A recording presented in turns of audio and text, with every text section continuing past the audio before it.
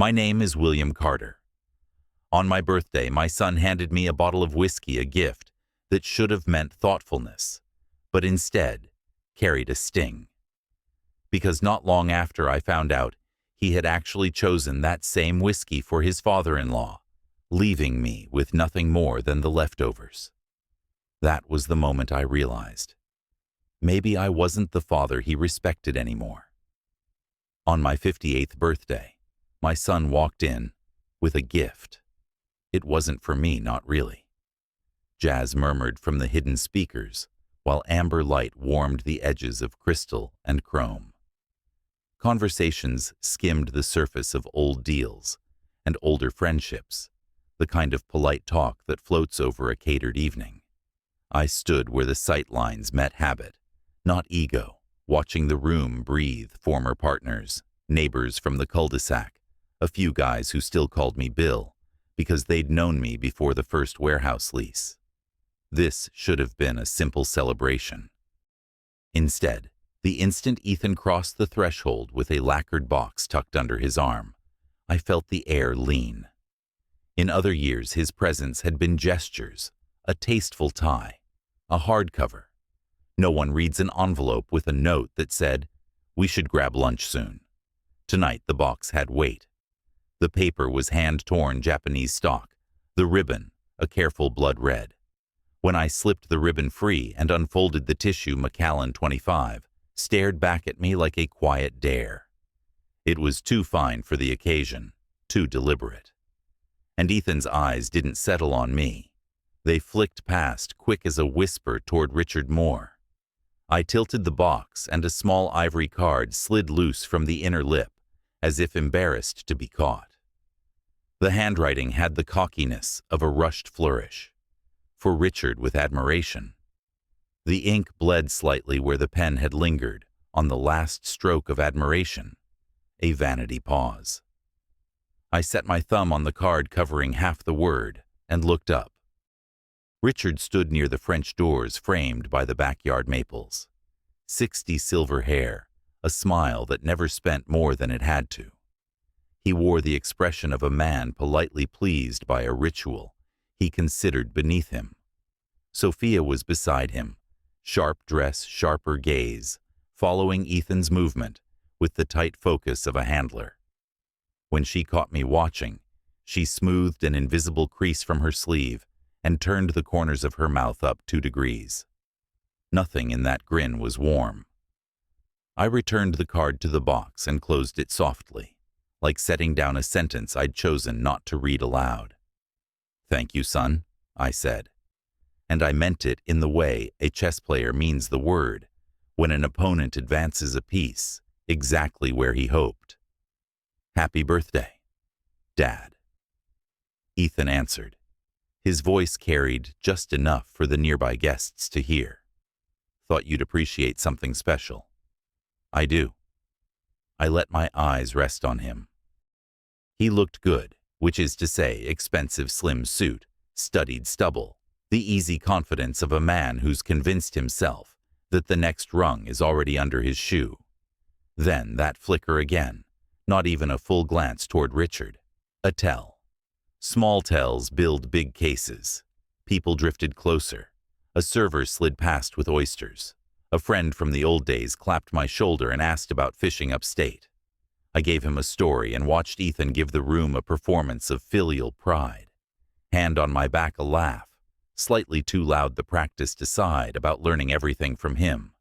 It was competent theater, the kind you stage for an audience that will sign things later. The Macallan sat on the credenza like a crown no one dare touch. I stepped over, lifted it free of its nest, and felt the heft the Scottish kind of gravity money buys. The label caught the light. From the corner of my eye, I measured reactions. Richard's mouth moved 0.5 millimeter. Sophia's chin dipped a cue, delivered a cue received. I didn't need more. I poured myself a modest finger of something else and let it burn just enough to clear the throat. Then I raised the glass for quiet. It came in layers. A few voices downshifted one late laugh, the clink of a fork against china. Faces angled toward me with the benevolence people reserve for an old captain on a calm sea. "I'm grateful you're here," I said. Simple. True enough.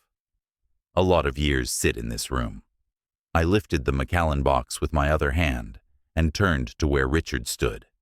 His smile broadened by the width of an additional tooth. Sophia's nails found the stem of her glass and held. Ethan shifted his weight like a runner waiting for a gun. "I think this belongs to you, Richard. Enjoy it." There's a variety of silence that visits a room when the floor has not collapsed, but the idea of the floor has. It came now, a soft vacuum that pulled all the small noises into itself. The server near the doorway froze mid-step. Someone coughed and then regretted it. Richard's smile stayed on, as if it had been pinned there, but his eyes blinked the way a pilot does when an instrument reports something the sky contradicts. "Bill," he said, finally voice-oiled to glide. "That's generous." "Just accurate," I said, passing him the box. I did not offer the card. That stayed with me tucked under my thumb, pressed against the smooth coffin of the lid, a little confession that preferred my pocket to his hands. Ethan set his jaw and tried on a grin that didn't know his face yet. "Dad was just kidding," he said into the space where jokes go to die. "He appreciates." "I appreciate many things," I answered, not looking away from Richard. Clarity most of all. A ripple of small talk attempted a comeback. It failed, then failed more loudly. The jazz carried on as if the band had been told the ship was unsinkable. Richard accepted the box with that careful economy of movement. Men like him practice the kind that leaves almost no fingerprints. "We should toast," he said. "To many years." "To accuracy," I said again, and smiled. When I finally looked at my son, he had the brittle sheen of a salesman told, "The prospect is buying, but from someone else." His eyes searched my face for softness. I gave him the surface of a lake in winter. This is how control works in rooms like mine, not by shouting, not by theatrics, but by naming the thing everyone pretends not to see. I let the name hang without explanation. Anyone who needed footnotes did not deserve a seat at the table. Sophia leaned into Ethan, murmured something that tightened his mouth further. She recovered faster than he did credit where it's due, and swept her glance over the guests with a curator's efficiency, directing them back into conversation by example. A few complied. Most watched. I took another sip smaller than the first, and let heat mark a path down my throat. I thought of other birthdays, the ones when Ethan was 8, and insisted on cutting the cake himself when he was 13, and wanted the world to know he'd outgrown hugging when he was 21, and took his first legal drink across from me at a bar downtown, promising he'd earn his way. I had believed him. Belief is a form of investment. You expect a return. He stepped closer. Up this near, I could see the faint tremor in his left hand, where it pressed the seam of his pocket. "You didn't have to do that," he said low. "I didn't have to do many things," I replied. "I chose to." Richard cleared his throat and started a new thread with a pair of directors from Midtown Quarterly targets. Freight bottlenecks, a story about a client who didn't understand demurrage. He was good at changing the subject. He wasn't good at changing what had happened. I let the moment breathe. Then I set my glass down on the walnut, exactly on the faint ring. An earlier drink had left aligning circles out of habit. I reached for the discarded wrapping, and with the same unhurried care I use when reviewing covenants, folded the paper and lifted the empty box lid. The ivory card slid again. I caught it with 2 fingers and slipped it into my inner pocket, where contracts used to ride home with me after long days. A guest came to thank me for introducing him to his wife 2 decades ago. Another asked about the Yankees. I fielded both with the reflex of a host who remembers names without effort. Through it all, I let my eyes return again and again to my son and to the man he wanted to impress. The hierarchy was obvious, insultingly so. There are pecking orders in every ecosystem. In this one, Richard believed himself the apex. Ethan believed proximity was power. Sophia believed attention equaled momentum. Belief in each case was mispriced. I turned back to the room and lifted my chin. "Eat," I said lightly, before the scallops surrender. Laughter, real this time, skipped across the carpet. The spell loosened, not broken, but moved into the corners. Richard spoke into someone's ear. Ethan pretended to check a message that hadn't arrived. Sophia walked to the band to request a song and returned with a smile that showed none of her teeth. I stood still for another heartbeat, feeling the weight of the card against my chest, the neat rectangle of proof. You learn the shape of insults when you've spent your life dealing in measurements, tonnage margins, percentages, shares. This one fit perfectly in the pocket, made for verifications. I turned to the table, rested my fingertips on the linen to anchor the thought, and lowered my glass to the exact center of its ring. If my own son sees me as a pawn, then he's forgotten who taught him how to play. They thought a birthday party would be the end of it. But it was only their opening move. A week is enough time for people to convince themselves a moment didn't mean what it plainly meant. Westchester leaves turned the color of old copper in late October. The house smelled faintly of wood smoke and pine cleaner when I left before dawn on the 23rd. By mid-morning, I was in Manhattan, and by lunchtime I'd heard what I needed to hear. Ethan and Richard were meeting in a private dining room not far from Bryant Park. Word came from a waiter who'd tended too many of our post-closing dinners to mistake coincidence for routine. He'd called me Mr. Carter the first time I signed a slip there, and Bill ever since. People like that don't gossip, they report. He said there would be 3: my son, his father-in-law, and Sophia, the one who always checks the bill before the pen is uncapped. I thanked him and didn't say I'd be nearby. There's a difference between spying and watching. One is fear, the other is audit. Private rooms in Midtown are designed to feel public to the people inside and invisible to everyone else. The maitre d' slid them through the frosted door at 1:30. I took a seat in the lounge with a clear view of the corridor, a newspaper open to an article I didn't read. The door opened twice for service. Once more when a courier delivered a slim envelope. The manager signed, not the guests. I checked the time each entrance and exit, scribbled it in a small notebook I used to carry to terminals when I still walked warehouse floors. When the meeting broke, Richard emerged first. He had the unhurried posture of a man rehearsing victory in his head. Ethan followed with that electric brightness people mistake for energy when it's really need. Sophia came last, pausing at the host stand. She produced a black card and gave the server a smile that asked for discretion and counted on compliance. I watched the tip line fill with a number that would look generous at audit and cheap at memory. I didn't take a photo. I didn't need to. The restaurant's copy would live where all truths live, in companies in drawers no one remembers, until subpoena day. The next 2 days I let routine do my work. I showed up in the office and let the noise of operations wrap around me, phones, the double beep of badge readers, the rolling chatter of dispatch. The company had the healthy hum of a ship under power. You feel it more than hear it. People said good morning in the wary, polite way. Employees greet a founder who rarely visits anymore.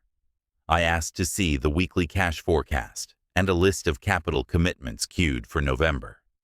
The controller blinked, then smiled, then printed. On the 26th, Ethan asked if I had 10 minutes. He'd already booked the conference room with the view of 6th Avenue, the one with the lacquered table that photographs well. He didn't offer coffee. A legal pad lay at his elbow beside a manila folder.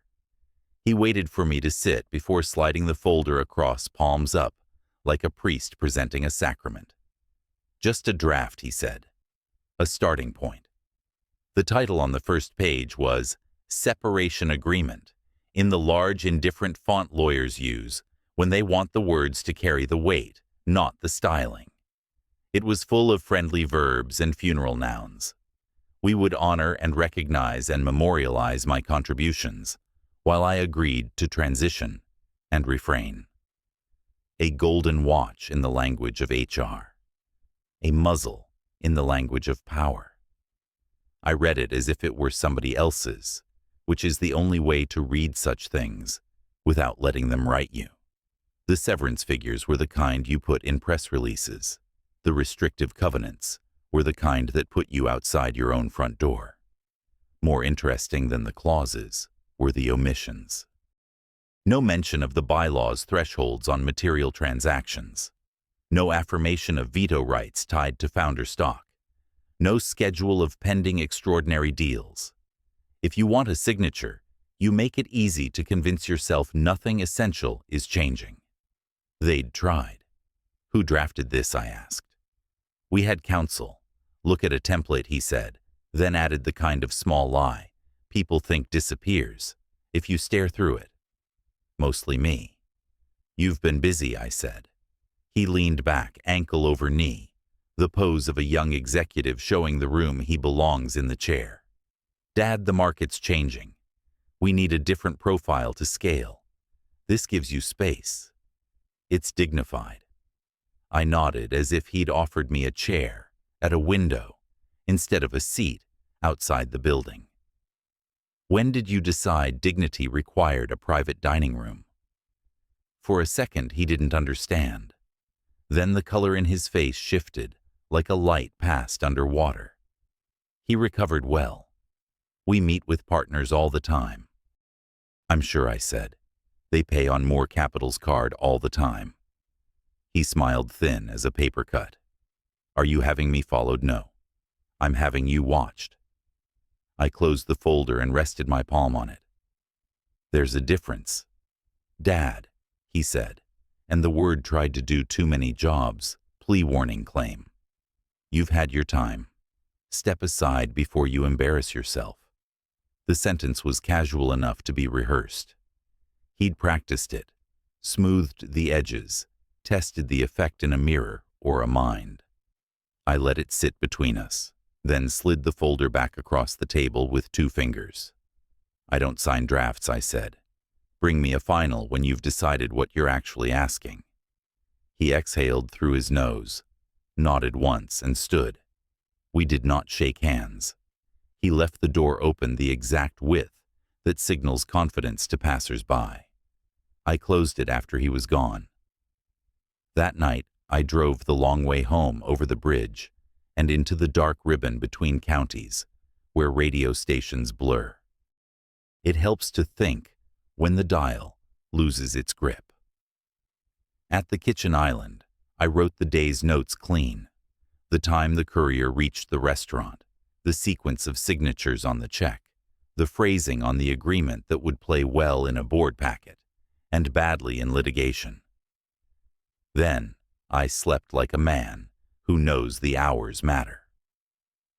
On the 28th, the restaurant's frosted door swallowed them again at 1:15. I didn't bother with the lounge this time.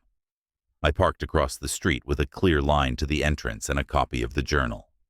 I turned once every 10 minutes, so anyone watching would see movement and assume attention to the print.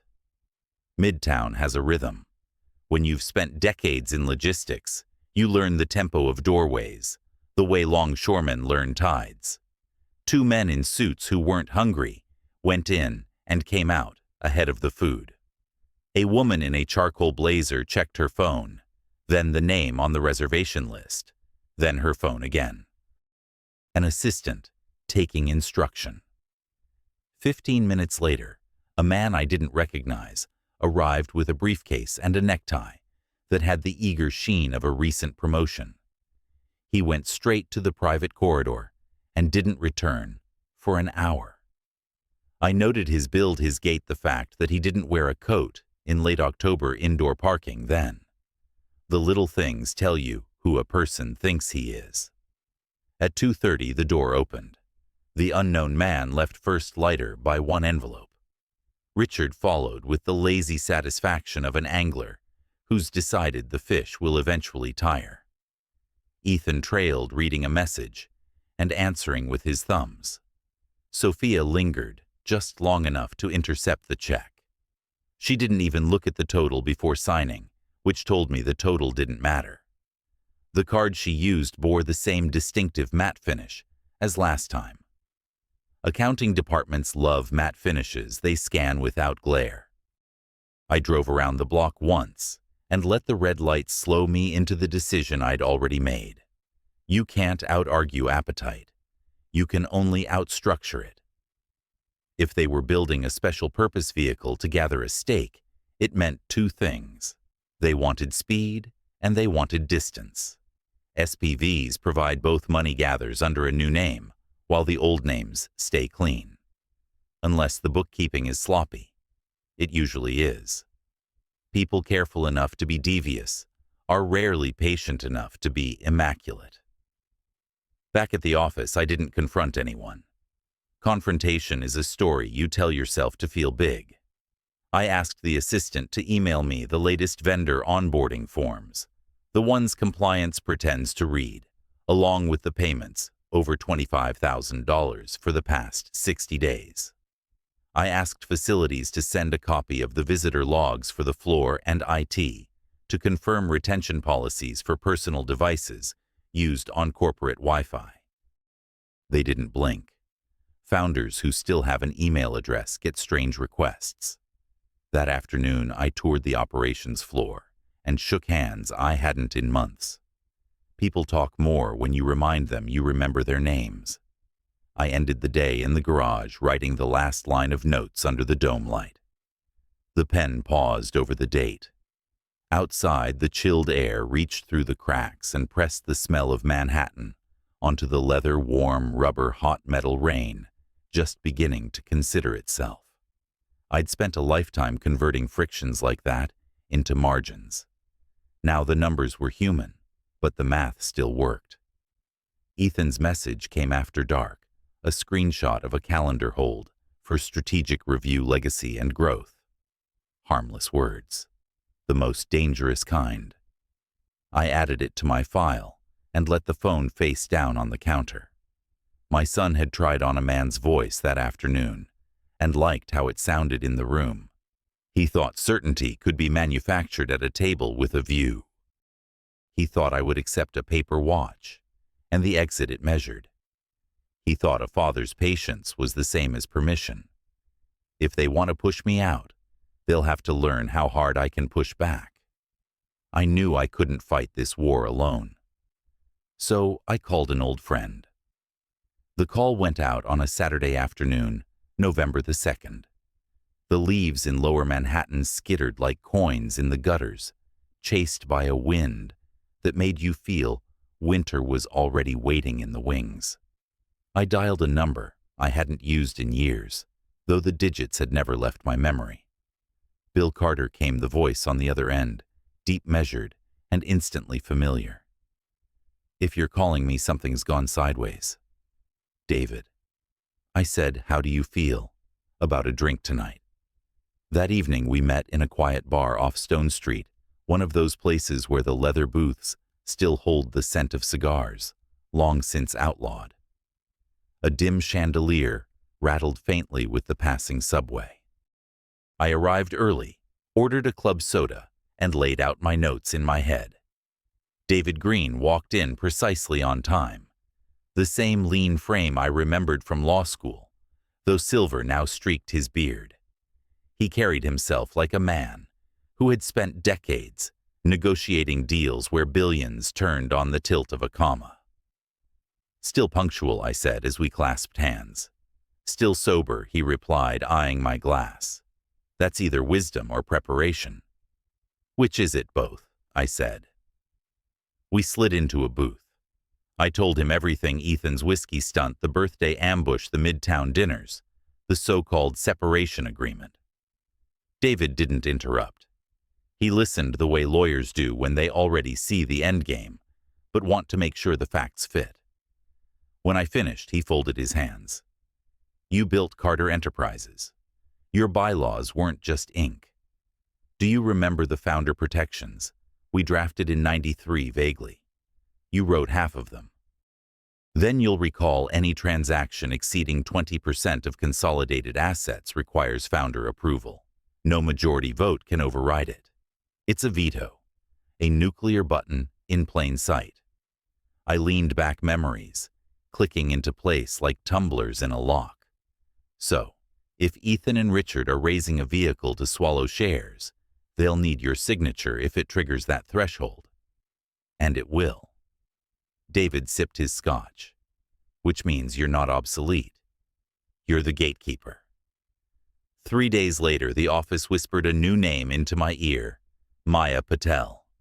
She was 34, newly promoted to chief accountant, meticulous to the point of obsession.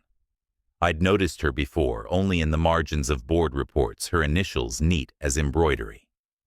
On November 5th, she knocked on my office door, a slim binder tucked beneath her arm. Mr. Carter, I thought you should see this. Inside the binder, rows of entries lined up like soldiers' consulting fees. Vendor 01492. The sums weren't small: $85,000 one month, $120,000 the next, routed to an LLC I didn't recognize. Cross Street Consulting, Maya explained. Formed 6 months ago. Delaware registration. But the beneficiary is Sophia Moore, my son's wife. I traced the numbers with my finger, each zero a nail. You're sure I ran it twice? I shouldn't even be showing you this, but... She hesitated, then squared her shoulders. This company means something to me. My father hauled freight for you when Carter Enterprises was still 3 trucks and a dream. He always said you paid invoices on time. I don't want to see that destroyed. I closed the binder gently. Maya, you've just become very important. Make a duplicate of these records. Keep one copy off-site somewhere only you know. And for now, trust no one. Her eyes widened, but she nodded. Understood. On November 10th, I carried the binder to David's office high above Wall Street, where the view made every passerby look like an ant chasing a crumb. He flipped through the ledger entries, then set it down. Good.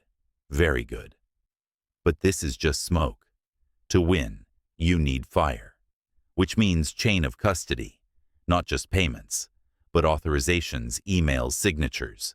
You need to show intent: Sophia knowingly channeling funds, Ethan complicit, Richard the beneficiary. A prosecutor would call it conspiracy. In corporate law, we call it fraud. I nodded slowly. Then we build it piece by piece. David's gaze sharpened.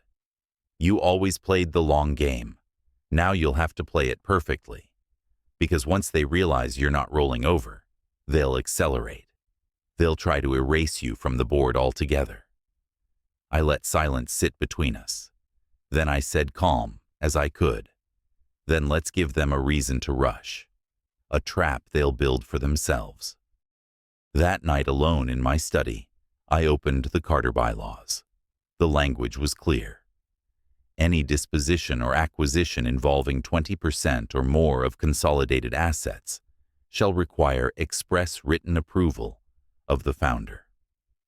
There it was, my lever. I closed the book and stared out at the Hudson, dark and cold, fairy lights slicing through the black water. For the first time in weeks, the anger in my chest loosened, replaced by something sharper: resolve. I realized then I was not an old relic waiting to be retired. I was the choke point, the lock. They could not pick the door. They could not bypass. They thought I was stepping back. The truth was, I was setting the board. The air in Carter Enterprises headquarters, on November 20th, carried a sterile chill, the kind only steel and glass towers in Midtown could produce. My office, lined with decades of photographs and awards, felt like a mausoleum quiet final, as though everyone already considered me retired. That was fine. Let them think so. On my desk sat a thick envelope freshly signed, sealed in crimson wax. David Green hovered across from me, his expression stern but satisfied. "This deadlock agreement," he said, tapping the envelope, "ensures that any hostile maneuver to dilute your stake automatically collapses. No vote can override it. The board can scream until they lose their voices. Legally, they're handcuffed." I nodded. "And the poison pill draft?" David slid another file across the desk. Inside were pages of clauses so dense they could choke a senator. It outlined a shareholder rights plan triggered automatically if any single entity acquired more than 15% of the stock without my consent. Overnight, their holdings would dilute into dust. "Keep it quiet," I told him. "It's already in my vault," he replied. "Not even my junior partners know."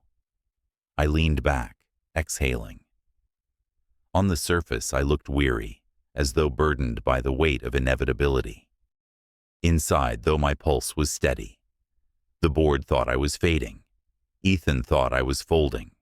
Richard thought I was irrelevant. Perfect. That evening, I entered Richard Moore's penthouse on Park Avenue. The city glittered below, endless and indifferent. The dining room gleamed with marble floors, baccarat glasses, and a chandelier dripping light like molten gold. William Richard's voice was all charm and theater. "We're honored you could join us." I smiled faintly. Wouldn't miss it. The table was crowded with venture partners, lawyers, bankers, a stage masquerading as a dinner. Richard presided like a king, Ethan seated at his right hand, Sophia radiant beside him. I was placed at the far end near the view, as though already a relic seen, not heard. Wine poured, toasts clinked, the talk circled around legacy, the future succession. Richard raised his glass high, to the next generation, to Ethan Carter, the future of Carter Enterprises. Applause rippled. Ethan's grin stretched too wide. He leaned forward, chest swelling. "My father's time built a foundation," he announced, the voice slick with self-congratulation. "But now it's time we carry the torch into new markets, new partnerships. We'll preserve the family legacy by evolving it." Sophia's hand squeezed his beneath the table, her eyes scanning the partners as if measuring their approval. I sipped my wine, silent. From a distance, perhaps, I looked diminished, even agreeable. That was the role I needed to play. Let Ethan believe the crown already rested on his head. Let Richard savor his illusion of control. Across the table, Richard caught my gaze. His smirk was one of victory. I returned it with the faintest incline of my head. A gesture that said, "Enjoy it while it lasts." Later that night, back in my study overlooking the Hudson, the mask slipped. The whiskey glass in my hand remained untouched. I opened the folder David had left me, the poison pill. It glowed beneath the desk lamp like a loaded weapon waiting for its moment. The celebration at Richard's penthouse still echoed in my ears, his smug toast, Ethan's pompous proclamation. But louder than all of that was Maya Patel's quiet, steady voice on the phone just an hour earlier. "Mr. Carter, you should see this." On August 12th, Ethan forwarded confidential acquisition data to a Moore Capital intermediary. The timestamp is clear. That violates the standstill agreement. I had stared at the PDF. She sent the header crisp, with company letterhead, Ethan's digital signature undeniable. A clear breach, an unforced error. They thought they were maneuvering. In truth, they had already stumbled. I closed the file, leaned back, and allowed myself the smallest smile. The room smelled of polished wood and arrogance. They thought the votes were theirs. On the 12th of December, the Carter Enterprises annual shareholder meeting convened in the grand gallery of our Midtown headquarters. Oak-paneled walls gleamed beneath recessed lighting. A 20-foot table stretched the length of the room, board members lined like chess pieces waiting for the first move. At the far end, a massive LED screen displayed the day's agenda. Merge Richard Moore sat at the center, as though he already owned the company. His cufflinks caught the light. His tone carried the confidence of a man who believed the game was over. Ethan was at his side, polished and eager. Sophia's watchful eyes darting around the room to gauge approval. I walked in last. I carried nothing but a leather folio. David Green, steady as ever, trailed behind with a locked briefcase. Conversations softened. A few heads turned, but most returned to their tablets. They assumed I was only here for ceremony. Good. Richard cleared his throat. Ladies and gentlemen, thank you for joining us. Today we finalize the step that ensures the Carter name will endure for generations. This merger unites Carter Enterprises with Moore Capital, creating unmatched synergies. Together we will preserve the legacy of this great institution. Polite applause. Ethan rose, smile sharp as glass. Our family has always been about vision. My father built the foundation, but it's time for new leadership, new markets. This merger gives us global reach. He clicked the remote. Slides appeared, growth projections, partnership pipelines, glossy promises. Investors leaned in, nodding. The performance was slick, persuasive. On the surface, it was perfect theater. Richard turned toward me. William, would you do us the honor? All we require is your signature as a formality. After all, this is about continuity. A folder slid across the table toward me. My name in embossed letters gleamed on the cover.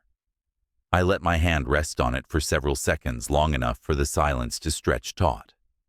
Then I exhaled softly, drew the leather folio from beside me, and placed it atop theirs. No, I said. My voice was calm, but it sliced through the air. Ethan's face twitched a half-smile of disbelief. What do you mean, no? I looked around the room. Before any signatures, there are matters this board deserves to see. I opened the folio. One by one, David passed the exhibits down the table. First, the birthday card scrawled, "For Richard," with admiration. The projector flicked to a still frame from the surveillance camera, showing Ethan handing Richard the Macallan bottle, while my own name remained on the label. Gasps rippled. Second, itemized receipts from a Midtown restaurant. October 23rd, 26th, 28th, each charged to Sophia Moore's corporate card, alongside the reservation logs showing Ethan and Richard listed together. Third, a printed email chain. Richard's address to Ethan. Subject: media rollout draft. Content: detailed talking points for a merger, not yet disclosed, weeks before any authorization. Fourth, ledger extracts. Payments marked as consulting fees, routed through a shell LLC, ultimately registered under Sophia Moore's name. And finally, the standstill agreement highlighted in red. Section 4.2. Disclosure or transfer of confidential acquisition information nullifies any pending transaction. Murmurs erupted. Board members leaned forward, some whispering, others staring openly at Richard. I rose to my feet. This merger is null and void. Every maneuver behind it, illegal, unethical, invalid. You forgot one thing under Carter Enterprises bylaws. Any transaction exceeding 20% of assets requires my signature. I have not given it. I will not give it. For a moment, the room froze. Then came the eruption. Richard's face drained of color, his jaw clenched so tight his teeth nearly cracked. Ethan slammed his palm against the table. You can't do this. You can't stand in the way of progress. David leaned forward, voice even. He just did. The documents are clear. Any attempt to proceed would trigger litigation you will not survive. The LED agenda still glowed behind the merger proposal. But now it looked less like destiny and more like a gravestone. Coughs, whispers, frantic page-turning. A director to my left muttered, "We'll need independent review." Another called for an audit. The audit committee chair raised his voice. Effective immediately, this motion is suspended pending investigation. The room descended into fractured murmurs. The illusion of unity shattered in a single blow. I turned to Ethan, meeting his furious glare. "Son," I said quietly, but every syllable carried. "This is only the beginning. Now comes the part where you face the consequences." The room fell silent again, not in deference, but in dread of what would come next. The week after the storm in the boardroom, the Carter Enterprises building stood taller than ever in Midtown Manhattan, its glass reflecting the sharp December light. The city was busy and different, but inside its walls, a reckoning was underway. William Carter walked through the marble lobby with his steady gait, not the swagger of a conqueror, but the quiet presence of a man who had reclaimed what was rightfully his. They had tried to erase him, to sideline him as a relic of another age, and yet here he was, not only present, but central, the proof that legacy could not be stolen through deceit. The audit committee had convened in the top-floor conference hall, a room that smelled faintly of polished oak and fresh ink. The air was different from that suffocating board meeting a week ago. This was not a show of ambition, but the clinical aftermath of exposure. Faces were taut, voices restrained, and every note taken by assistants carried the weight of finality. William sat at the long table, not at the head, but where the sunlight streamed through the high windows, casting a quiet glow across his profile. He let the others speak first. The lead auditor cleared his throat. "Our investigation has concluded. The proposed merger violated multiple compliance provisions. Confidential data was improperly disclosed. Consulting fees were routed through an entity that has been confirmed to be linked to Mrs. Sophia Moore Carter. The entire transaction is suspended indefinitely." The words landed like iron weights, one after another. Ethan sat 2 chairs down, his jaw-locked eyes restless. Richard, usually smooth, was pale, his fingers twitching against the polished table. Sophia, normally the perfect strategist's daughter, sat in silence, her gaze fixed on nothing, as though willing herself invisible. The announcements continued. Effective immediately, Ethan Carter's signing authority is revoked pending further review. Mr. Richard Moore will no longer represent Carter Enterprises in any partnership negotiations. All external agreements connected to Moore Capital will be subject to independent reassessment. The language was clinical, but the execution was brutal. Years of planning collapsed in minutes. Reputations built on arrogance crumbled under the weight of paper, ink, and law. Richard exhaled sharply, pulling out his phone. He rose without a word and stepped into the hall, but even from his seat, William could hear the muted rhythm of desperation in his voice. "What do you mean they're pulling out?" "We had the deal." A pause. "No, listen to me. I can fix this." Another pause. His shoulders sagged. The silence that followed told William more than words ever could. The partners had abandoned him. In their world, trust was currency, and Richard Moore was bankrupt. Ethan shifted in his seat, unable to contain himself. His voice cracked with anger. "You've destroyed everything, Father. Everything I worked for." His outburst drew sharp looks from the auditors, who scribbled in their notes. The irony was too bitter to miss. He had spoken of legacy of family, yet all he had delivered was betrayal. William did not answer him there. He saved his words. The meeting closed with resolutions. Independent directors moved to erect an internal Chinese wall to block Ethan from influencing ongoing operations. Sophia rose quietly when the gavel fell, gathering her bag with slow, deliberate motions. She left without once glancing at her husband.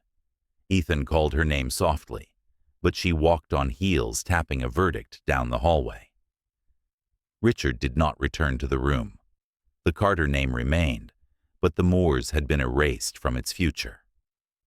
Later that afternoon, William returned to his private office, a room lined with shelves heavy with decades of history, contracts, photographs, awards, and the scent of old leather. The winter sun was lowering, washing the room in shades of amber and violet. He stood at the window, the skyline stretching endlessly, when the door creaked open and David Green entered. The lawyer carried no files now, only the weary smile of a man who had seen justice done. "You did it," David said simply. "They won't dare move against you again." William turned slightly, his expression calm, almost meditative. "I didn't win, David. I only reminded them whose name is still on the door." His voice carried neither triumph nor bitterness, only truth. David nodded, knowing there was no need for more words. This had never been about glory. It was about preservation, about proving that wisdom and resolve could outlast treachery. Maya Patel came in briefly to deliver the last ledger update. She placed it on his desk with quiet efficiency. William thanked her, his gratitude genuine but private. She was the silent witness who had chosen integrity over convenience. In battles like these, such allies mattered more than armies. She bowed her head lightly before slipping away, leaving only the scent of fresh ink on the paper she carried. Evening settled. The city outside shimmered with holiday lights, but inside shadows lengthened. Ethan stormed in unannounced, his face a mask of rage and defeat. "You ruined me," he spat. "Do you understand that you've destroyed your own son?" William faced him fully now, eyes steady, voice low but unyielding. "No, Ethan. You destroyed yourself when you forgot what loyalty meant. Power without loyalty is just decay in disguise." The words hit harder than any shouted condemnation. Ethan faltered, chest rising and falling, but no reply came. He turned and left, slamming the door behind him, his footsteps fading like the last echoes of a collapsing empire. Silence returned. William moved to the shelf, his hand brushing against the familiar shape of a whiskey bottle, empty. Now, its label faint, the same bottle once gifted to Richard. For a long moment he studied it, the glass cold beneath his palm, the weight symbolic, a relic of betrayal transformed into a monument of endurance. He whispered, barely audible, a confession meant only for himself. "Whiskey ages well. So does justice." The words lingered in the air, both an epitaph and a promise. Outside, the city carried on with its indifferent rhythm, but within that office legacy was no longer contested. William Carter had restored the honor that was almost stolen, not with bluster or force, but with patience, law, and the unwavering hand of strategy. He had not just survived their attempt to erase him. He had shown that a man who guards his integrity can never be erased. The reckoning was complete, and the story would echo long after the glasses were cleared, long after the names of Richard and Ethan were forgotten in the noise of ambition. In the end, the whiskey they tried to use as a slight became my reminder that some things, like respect, can't be bought or faked. I didn't just protect a company, I protected my name, my dignity, and the legacy I built with my own two hands. Justice may take its time, but when it arrives, it hits harder than any betrayal. And if there's one truth I've learned, it's this: you can take back what's yours the moment you stop bowing to those who never deserved your trust.